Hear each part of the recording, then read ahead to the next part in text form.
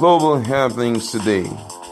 We communicate, we analyze global news. Stay tuned.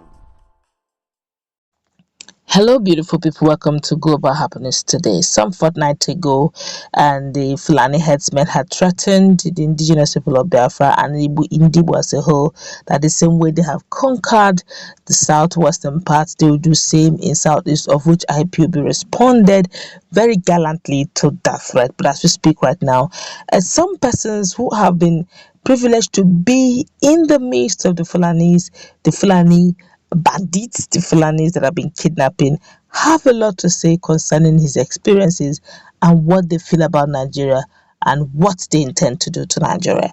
Before we go into the newspaper, like and subscribe to our channel by clicking on the red subscribe button beside it. You see a bell notification icon. Please go ahead, click on it to get notified as soon as we update our channel on YouTube. Well, the persistent spite of insecurity in Nigeria has no doubt reached an alarming level, just as it has become obvious that the country's security infrastructure is incapable of clipping the wings of this rampaging terrorist. From the gory tales, destruction of people's homes and sacking communities, as well as mass kidnap of villagers and travelers, the story is the same all over Nigeria. The increasing intensity of nefarious activities of these unscrupulous elements in the country has created palpable fear in the masses, such that nobody knows when or where the next daredevils will strike. Kidnapped and released 3 days later, gospel artist Sir Oluwatosin Aliu found his voice after 2 years to relive his experience in the kidnappers' den. Fact is, Tosin, as fondly called, and his band that survived the ordeal are just few out of the thousands of kidnapped victims in the country, many of whom are still missing while others have become mere memory.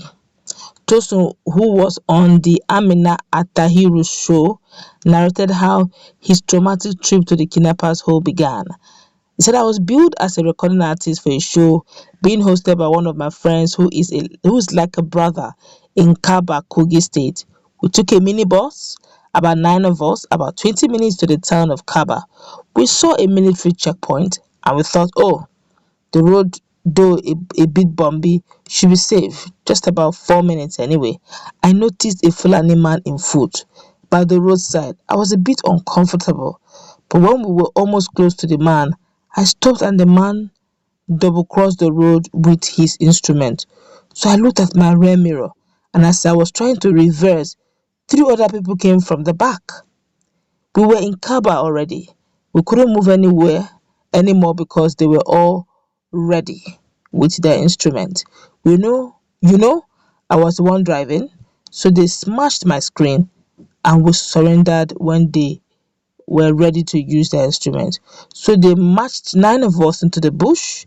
Later, they let 5 go and took me and 3 others into the bush. The 4 of them had their faces painted. One of my guys went back to the military checkpoint we saw earlier, seeking help but couldn't get any. The artist further narrated how confusion took over the music industry upon his abduction. The gospel industry was thrown into pandemonium. The people that were hosting the event were also in confusion. I spent 3 days in the forest. I thought we were already dead. They tied us like animals in the forest around Kaba, Kogi State. It was the most devastating experience for me. The bandits are not scared. They said they owned the land. It wasn't difficult identifying kidnappers as Fulani, according to Tosin, have lived most of his life in the north. So captured, he started begging their captors for freedom. But severe torture was all they got. We started trekking. Our first trekking experience began from that junction of Kaba, and we began around past 4 p.m. and trekked till about 1 a.m. non-stop. One of my backups, who is a bit on the big side, was losing breath. He told me he wanted to end it there because he was exhausted. They warned that they would just kill him because he was delaying their journey. They said they would sell his parts and that in my presence, the people that will buy his parts will come. So they don't have anything to lose. They smacked me on the head, and each time I begged them on the guy's behalf, we just hung on faith and thought that was the end. Tosi resisted the temptation to go against the captors and escape as suggested by his drummer, as a reason that they could easily be caught while on the run because the bandits knew the bush. Besides, we didn't even know where we were. Surprisingly, they were at Ondo Bank. It was in the morning that we realized that we had trekked from Kaba back to Ondo. They were the ones that told us that we were in Ondo. These guys to total shock were interacting, and they were aged 24, 26, 28, and 29. Four of them, he disclosed, did not live in the same state. They were staying in Ekiti, Kaduna, Kogi, and Ondo states. So they tied the four of us together, and one was stationed in front of us, and one was behind us, and one was in the bush. The others were cooking some things. He continued, they were also into things, speaking their Niger language. We interacted in Hausa, though they were not fluent in the language. So my drummer was telling me, bros, let's run. But I said, no, let's be calm. That's what if we run.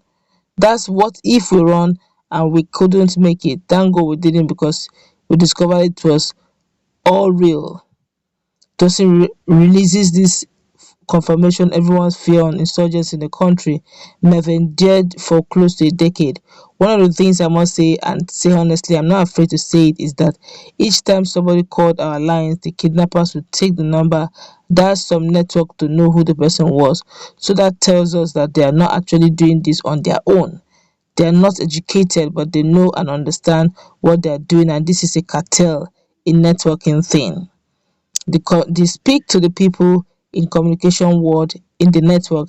They were telling me that all this money they were making, they were asking, they are starting from 40 million until they got to 5 million on the third day. They are not the only ones that are going to share the money. The military, the police, the communication people, each time somebody called me, they collected the number and spoke to somebody in the network to know who the person is. In fact, when they collected the 5 million cash which was brought to them, they told me that they would know if there was a tracker tracking the money. It's a serious thing. That's why when I heard about Kaduna, my spirit went back to what I went through, because I know what those people are going through. It's not funny. The funniest thing is that we were walking around, trekked for almost about 50 hours each time we spent up to 10 hours in a place. They will move us to another location. They have people talking to them and monitoring their location. My 5 band boys that were left went to report to the military checkpoint. My other brother is a king, so he too was already connecting people. Honestly, I'm so sorry to say this. I have no other country, but if you are kidnapped, you are on your own. It takes God for you to come back. Let me tell you another thing that happened. It's online. After I was released, our release was purely a miracle. The Oba, one of the Obas in Ondo, 3 days after my release was brought down. That's Oba of Ifon. He went for a meeting, and on his way back, they brought him down. So my friends, colleagues in the industry, family, my pastor, so many people raised the ransom and transferred it to somebody in Kogi State. To my surprise, they said we had to rent somebody that would carry the money, because majority of the people who carry the money do not come back alive. The kidnappers might bring them down. They requested for only the number of the person. Let's meet in the comment section.